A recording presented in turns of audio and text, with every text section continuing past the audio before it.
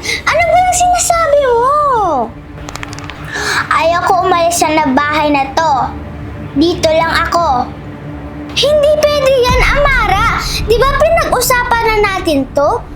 Nakalimutan mo na ba yung nangyari sa bahay na to? Hindi. Ayun naman pala. E di mag-ready ka na. Malapit na si Ate Alex. Ayaw ko nga! Ay! Ano ba nangyayari? Ba't kayo nag-aaway? Si Amara po kasi. Ayaw niya daw po umalis sa bahay na to. Amara, bakit naman nagbago yung isip mo? Di ba ibabenta na natin yung bahay na to at lilipat na tayo? Pwede po ba? Huwag po tayo umalis. Bakit nga? Bigyan mo ako ng dahilan.